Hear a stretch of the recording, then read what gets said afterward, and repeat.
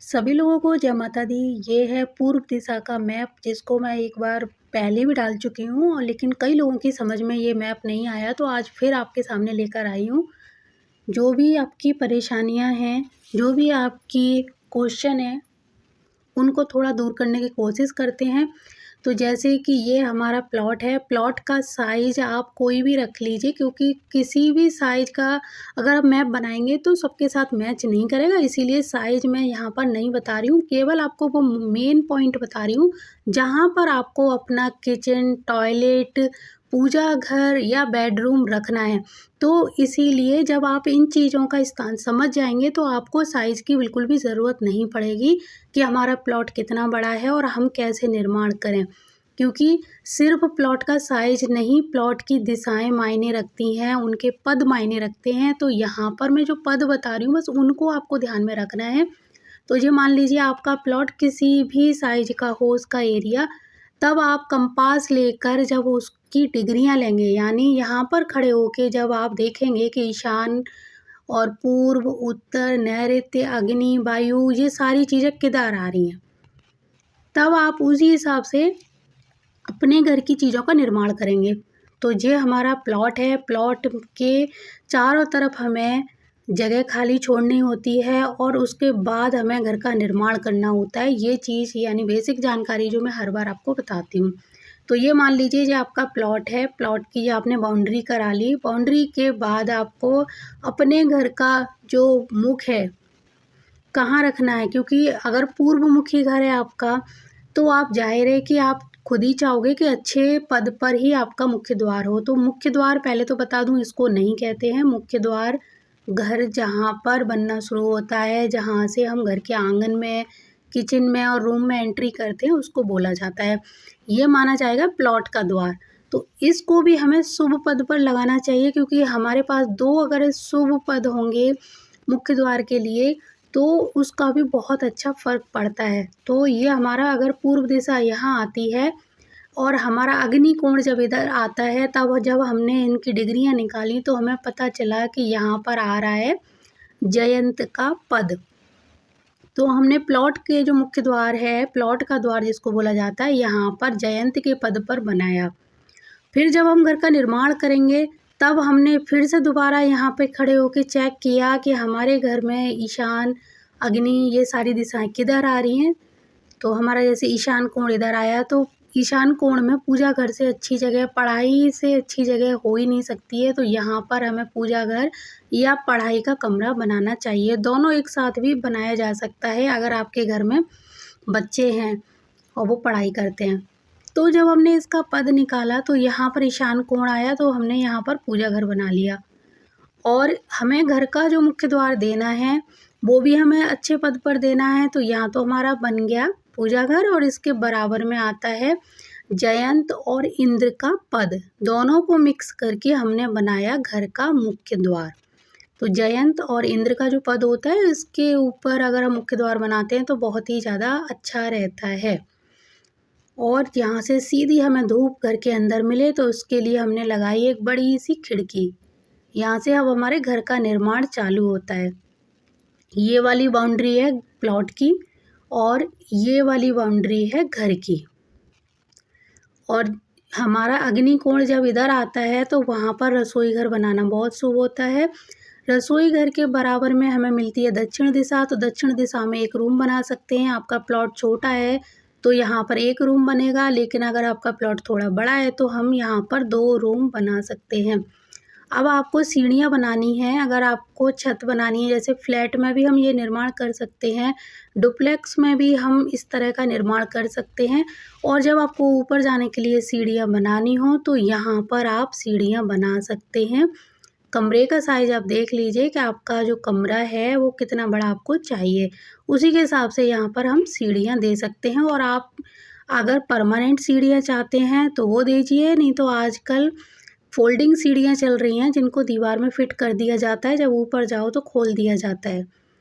तो जैसी आपकी इच्छा हो वैसी सीढ़ियाँ आप इधर बना सकते हैं। यहाँ से चढ़ना है, सीढ़ियों को यहाँ पर इसके ऊपर दे दीजिए। इसके बाद एक बेडरूम इधर है, ये आता है हमारा नैऋत्य कोण में। नैऋत्य कोण में लोग डरा देते हैं कि कोई खिड़की दरवाज़ा खुलापन नहीं होना चाहिए, तो ये बात सही है, लेकिन बहुत बड़ी खिड़की नहीं देनी है, हल्की-फुल्की खिड़की छोटी-सी हमें देनी पड़ेगी। अगर वेंटिलेशन नहीं होगा कमरे में, किसी भी कमरे में, तो मानिए बीमारियाँ आपके घर में कभी भी एक तरह से ठीक नहीं होंगी, लगी रहेंगी, आती रहेंगी, जाएँगी नहीं। ये हमारा जब यहाँ पर हम बाउंड्री के थोड़ा अंदर और बाहर के बीच में जो स्पेस छोड़ते हैं, उस स्पेस का बहुत महत्व माना गया है। जब उत्तर-पूर्व दिशा में ज़्यादा जगह खाली छोड़नी होती है और दक्षिण-पश्चिम दिशा में बहुत कम। मान के चलिए कि 2 व्यक्ति बस यहाँ से यहाँ तक टहल सकते हैं या चल सकते हैं, या फिर 1 व्यक्ति आराम से इधर घूम सकता है। इतनी जगह हमें दक्षिण-पश्चिम में छोड़नी चाहिए, और 3 व्यक्ति आराम से हाथ पकड़ के अगर चल सकें आपस में बिना टकराए, तो इतनी जगह हमें यहाँ छोड़नी चाहिए।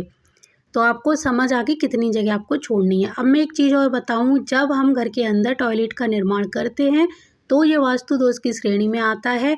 तो अगर आप चाहते हो कि आपका घर पूरा वास्तु के अनुसार बने, तो टॉयलेट बाथरूम कभी भी अटैच मत बनाइए।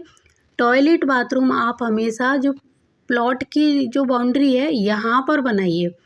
इसको घर के जो दीवारें हैं उससे टच नहीं करना है।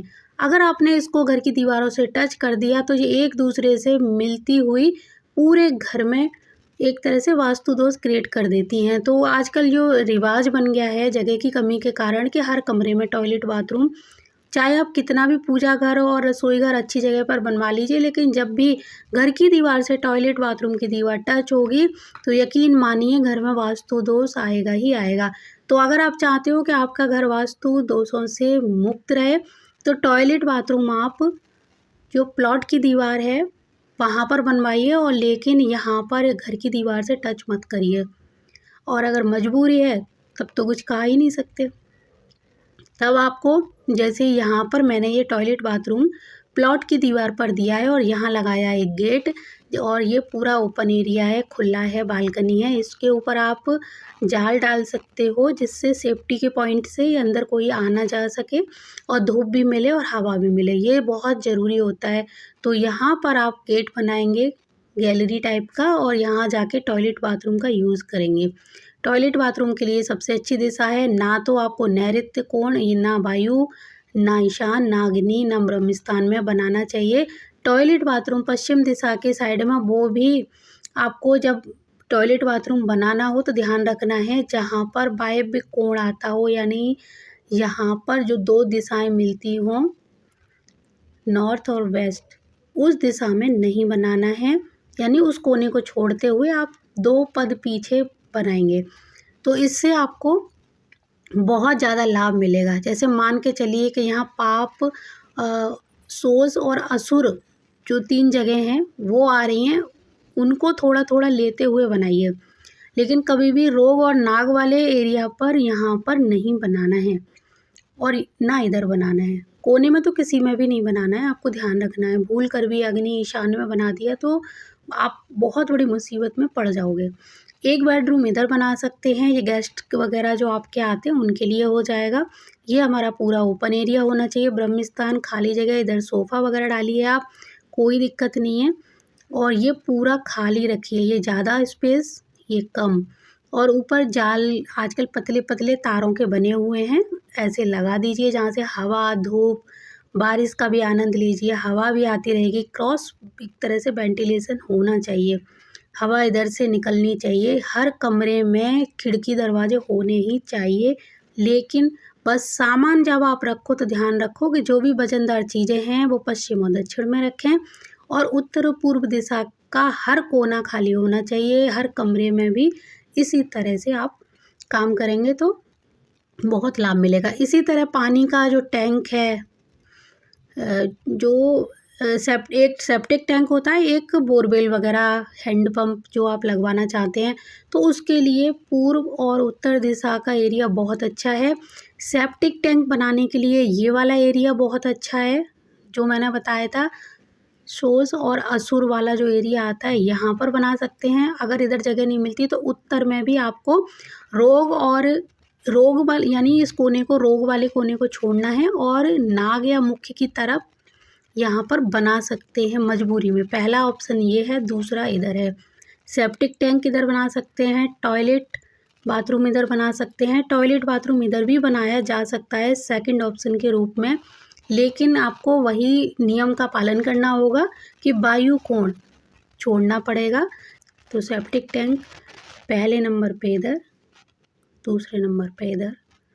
जब ये दोनों चीज़ें ना मिलें, किसी भी कीमत पर ना मिले, इधर प्लॉट है, इधर प्लॉट है, इधर घर बने हैं, कुछ भी A to Z परेशानी जब हो, जब मान लीजिए 100% इधर बनाने में परेशानी हो, तब आप अग्नि कोण को छोड़ते हुए यहाँ बना सकते हैं, क्योंकि ये गंदा पानी है और गंदे पानी को कभी इन पवित्र दिशाओं से नहीं निकलना चाहिए, इस बात का ध्यान रखना है। तो पहले आप इधर देखिए, क्योंकि एक वास्तु दोष तो लगेगा ही लगेगा जब टॉयलेट बाथरूम घर के अंदर होगा। तो वही है कि जब आप पूरा घर अच्छे से बना लें, तो अगर ये एक दोष लगता है यहाँ पर, तो फिर लगने दीजिए, क्योंकि कई सारे हमारे प्लस पॉइंट हैं, उनकी तरफ हमें नज़र रखनी चाहिए।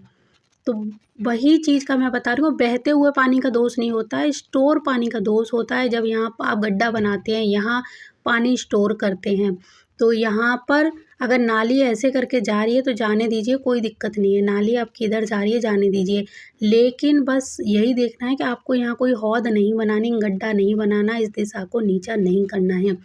तो अभी पानी की टंकी आपको अपनी छत के ऊपर भी रखनी है, पीने के पानी की तो इधर रखेंगे, ज़मीन के अंदर इधर रखेंगे। तो ये वास्तु के बेसिक नियम है जो मैंने आपको बताए, जो हर बार मैं आपको बताती हूँ, इनको फॉलो करके अपने घर का निर्माण करेंगे तो यकीन मानिए आपको बहुत लाभ मिलेगा। टॉयलेट बाथरूम को घर में बना भी सकते हैं, नहीं भी बना सकते, और किस तरह बना सकते हैं वो भी मैंने आपको बता दिया, और आपको छोटी से छोटी जानकारी दे दी कि इधर वज़नदार चीज़ें रखनी है और इधर हल्का रखना है, खाली रखना है। इन दीवारों को ऊंचा नहीं करना है, छोटे से छोटी दीवारें रहनी चाहिए। और यहाँ चाहो तो छत पे जब घर बनाओ तो इसके ऊपर ही आप बना सकते हो, इधर ऊपर जब बनाओ तो इधर निर्माण ना करें। बस इसको ध्यान में रखकर आप बना के देखिए अपना घर, और आपको कुछ ही महीनों में इसके सकारात्मक परिणाम देखने को मिलेंगे ही। और यकीन मानिए जब आप इस तरह की जो चीज़ें यानी नियमों को पालन करते हैं, ध्यान में रखते हैं, तो आपको बहुत लाभ मिलता है। तो छोटी सी बात है, जैसे कि यहाँ पानी का आप एक तरह से बोरवेल वगैरह लगाना चाहते हैं, हैंडपंप, तो इधर लगाना है। आपको मोटर वगैरह लगानी है तो उसके लिए अग्नि कोण को चुनिए। मोटर जब लगानी हो तो अग्नि कोण को चुनिए, मीटर लगाना हो तो अग्नि को चुनिए। ईशान वगैरह में आप बिजली की चीज़ें मत रखिए। जल तत्व में जल की चीज़ें, अग्नि में अग्नि की चीज़ें, बस इस तरह की चीज़ें आप लगाएंगे तो आपको बहुत ही ज़्यादा सुकून मिलेगा। तो अभी मैं चलती हूँ, अगर आपका कोई और क्वेश्चन है जो आपकी समझ में नहीं आया है तो मुझे आप कमेंट करिए, मैं फिर से इस मैप को समझाने की कोशिश करती हूँ। तो जय माता दी, जय गुरुदेव और जय श्री राम।